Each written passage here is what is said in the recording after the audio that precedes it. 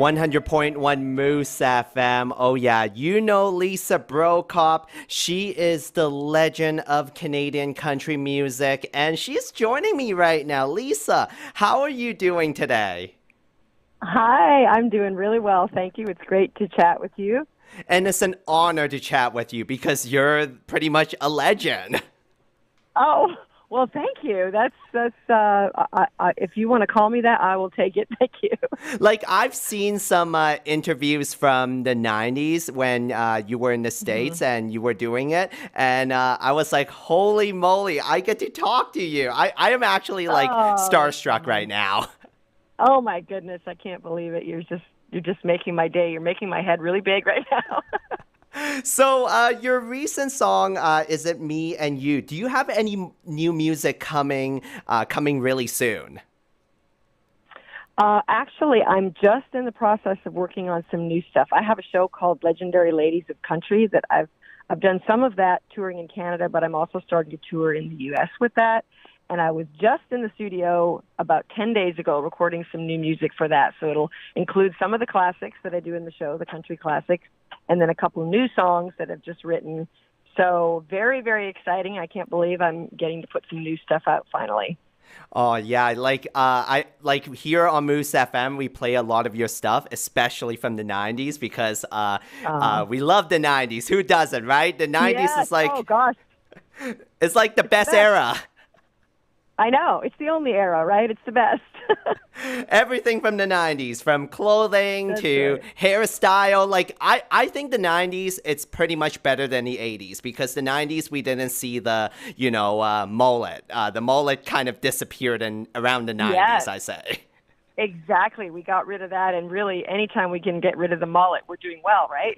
Oh yes, I like when people start bringing back the mullet, I get so frustrated. Yeah, it's like, come on. I mean, we tried it. It was good enough. That's enough. We don't need it again. And talk about closer to home. You're going to be performing at Demmitt Hall June 10th, which is Friday. Yeah. Tell me more about the show. Well, this is really exciting because we tried to do this 2 years ago, and it was right as the pandemic was starting, and it was all scheduled, and we had to cancel because, of course, everything was locked down. So now, finally, after a very long pause, we are getting to try this again. So Friday, June 10th, this coming Friday, we are going to do a repeat, and we're going to do the show just me and my guitar. So it's going to be acoustic stuff, lots of stories, some new songs, some old songs. And I'm really excited. I've got relatives in the area, so they're coming out to the show. It's going to be really fun.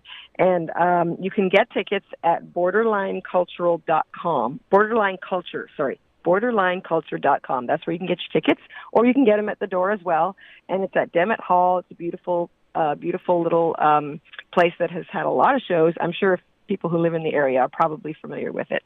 But come on out. It's going to be fun. Doors are at 7. The show starts at 8.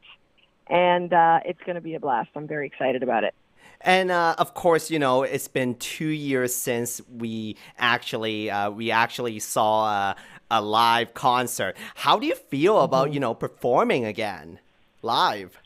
It's kind of odd because this will be my first live show, full show in Canada. I've done one in the U.S., but this will be my first Canadian one. So I'm kind of excited. I almost feel like I'm new again, like it's back in the 90s and I'm getting to start over again, which is kind of cool. I feel refreshed, and it was tough this lockdown, but at the same time there were a few good things of kind of resetting and reprioritizing and just taking a look at things in a different way. So that's always a good thing.